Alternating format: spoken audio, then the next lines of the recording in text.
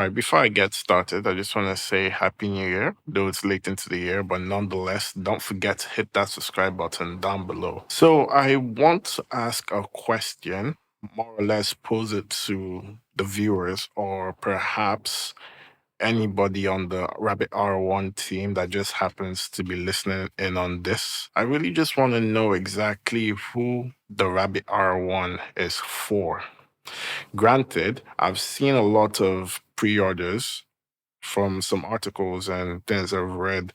It's saying upwards of 10,000 pre-orders as of date, and there's not been an official launch yet. It was one of the products showcased at CES, and from what I'm seeing, based off flowing it up further, it seems more like a money laundering scheme than an actual viable product. Because no matter how much I look at it, it doesn't really seem like a utility. It seems more like an accessory. This is the second time I'm filming this video, so I will try and be a little less harsh in my criticism. However, I still feel as though some points need to be reiterated. Like, this seems very much like an accessory and less like a utility, because I can't really see the need to carry this thing around when you have a phone in your pocket. So I've looked into Teenage Engineering, which is the brain behind this idea. They are the company that produces the Rabbit R1. And from what I've seen, they're an audio company, which leads me to believe that they are leaving out some key elements of the Rabbit R1 that could actually make this go from an accessory to a utility, and I don't understand the reasoning behind it. So I've seen that they've made at least 10 million or 20 million in seeds of funding, whether it's seed one or seed two, and I'm not understanding the reason. It seems more like people trying to pat each other on the back than produce something that is actually viable in an actual real-world capitalistic society, as opposed to just the dystopian world where everybody's smiling and has technology strapped on every part of their hands to keep them hooked on all manner of dopamine cycles. But based off their bright colored visuals in their ads, that seems to be their target audience, funny enough. However, with all the money being thrown at this, with all the flashy gimmicks and this here and there, I'm still yet to see what actually makes this product good. I'm still yet to see what makes this product get past the initial hype. From what I've seen, they're posing as an AI assistant. A lot of people that have Siri don't use it more than once or twice a week, let alone using this on a regular day-to-day basis. I don't see people grabbing it when they have a phone in their pocket, and it seems more like a pocket accessory, like those that used to accompany the Nintendo DS or PlayStations back in the day that you could just use as a toy. Yet they pose themselves as an AI tool, which is understandable. They're seeing the market and they're trying to rush to make profit in this current market. Understandable. I'm no fan of monopolies. I respect as much competition to Apple and Android as much as possible. If they want to make the next phone, so be it. But the current product they're trying to make seems to miss a significant audience that will carry this product on past a year. And it doesn't seem like they have any inspiration to do any future subscription models, because the way they're pitching it seems like you bought it and that is it. And all the features will just be updated, because they say they have no plan for any subscription models, which I currently doubt, because I don't know how long their current business model will be sustainable, let alone have any future hope of even surviving. The reason I say this is because aside from an AI system, which they seem to pitch it as, it doesn't really seem any more complex than, let's say, Siri Pro, which is like having ChatGPT incorporated with your Siri, which currently exists and is free to download, or just having a run-of-the-mill app you can download off your Android store that has ChatGPT as a backend. Granted, they're selling this as a device, as a hardware, and not just an app, which a lot of people wonder why it's not just an app, but they're selling it as a physical hardware. But yet it doesn't have the simple elements that would allow it to go a step above from accessory to utility. If I were to turn this from an accessory to utility, the one thing I would do would just be to add a credit card reader, whether you use RFID technology or you have a physical credit card slot that allows you to put your card inside, and then add fingerprint scanners on the side, because the sides are unreasonably big. They're wide, and I don't know why, because if they're selling it as an AI device, surely, and they're selling it as portable, surely they'll be going for a sleek, slender form factor, but yet the sides are quite chunky. So they could easily add a thumbprint or some kind of finger scanner there, or on the back, that works in tandem with the RFID and or physical chip slot that allows you to make transactions. So that turns it easily from an accessory to a utility.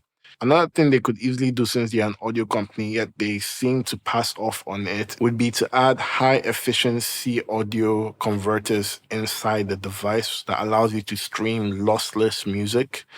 And they could easily just start their own streaming platform that works in tangent with Spotify or works in tangent with other big players like Apple Music, because currently their AI works seamlessly where you can tell it to play music, you can carry it around, but yet they don't seem to emphasize the fact that you can have lossless audio playing through your headphones.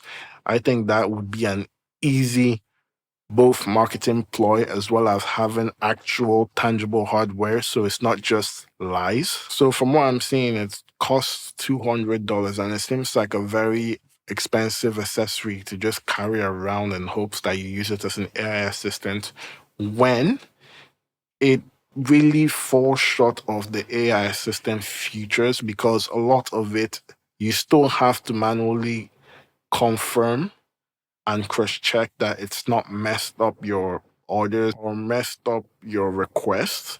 And then you also have to go and physically confirm it, as opposed to easily hiring a physical person to ensure you don't have to do any of that. It really does seem like a vast majority of what it offers, you could easily just tell, for example, your children to do for you, or you can tell your spouse or your significant other to get done for you if you're too busy to do it yourself, as opposed to buying a secondary device that you hope it does it right. And if it doesn't, you are kind of screwed, as opposed to a physical third party that will do exactly what you've said and will not make a mistake. Granted, it does move us one step closer to having AI in our lives.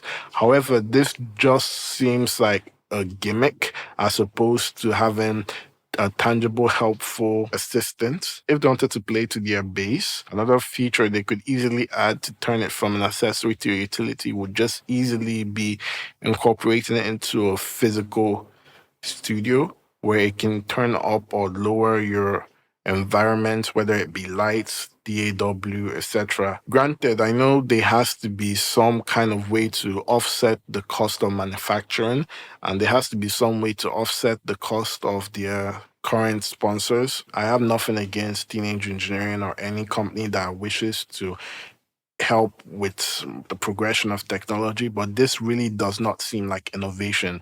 And it really just seems like exploiting the market and taking advantage of shareholders, because this seems like an idea that will inevitably crash within a year or two. And it's just feeding off the hype. I know there are lots of big names behind it, and I really do hope it's not a situation where they're preying on the audience of such big names rather than just coming up with tangible uses that could actually be beneficial to people's lives. And I know those names have a brand that they're trying to keep in control, and they're not just going to put their names behind everything. However, it does seem like there's a lot of big tech money behind it. And yeah, I don't seem to understand the logic. It really does seem like one of those everybody's a winner's kind of funding where they're just putting it on there and hoping that with enough money thrown at it that it will succeed.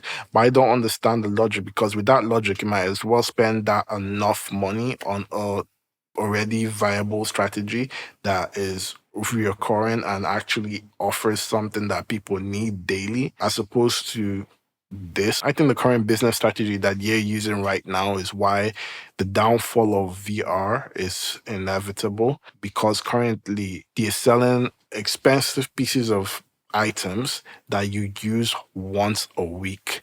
at most, or the week you buy to use it maybe 3 or 4 days out of a week for the first 2 weeks.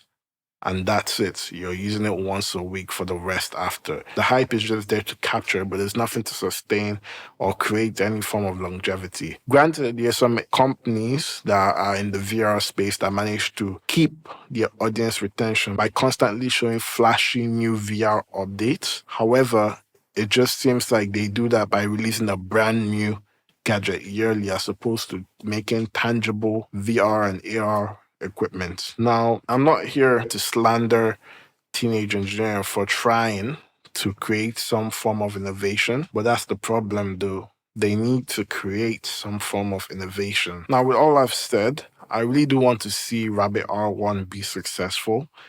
And even if it means going back to the drawing board, adding 1 or 2 features that would actually make it successful, cool, calm. In fact, I'd like to get my hands on one if it's done well and it's implemented successfully. However, the current way it is now, I don't really see me using it for anything other than, I guess, creating a video about it, generating some form of hype, and then throwing it in a drawer where it inevitably will go for a vast amount of people. Though they're saying they currently have 10,000 sales, I cannot think of 10,000 tech channels that are reviewing this item. So you might have maybe 1,000 tech channels that actively want to review it. And then the rest might be either people that have spare funds and want to get the bleeding edge technology in every field, or people that have bought into the hype ahead of time and have made pre-orders just to feel, I guess, some sort of dopamine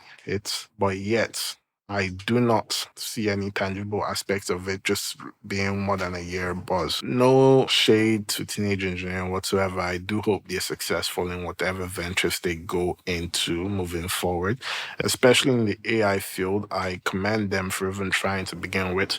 I just hope it's not a scam. I just hope it's not a way to siphon money from consumers and give to big corporations to further clean house and then close down the business inevitably in a year, 2 or 3. But yeah, that's the video. If you like this video, do drop a like down below and hit that subscribe button. Now I'm trying new things in this channel, trying to give my own honest opinion on tech, trying to make tech videos that are more real, trying to make tech videos that actually are mine, rather than trying to copy some kind of formula that has been set in stone and seemingly work for engagement retention. But if you like this video, do drop a like down below, hit that subscribe button. Thank you for tuning in and have a good day.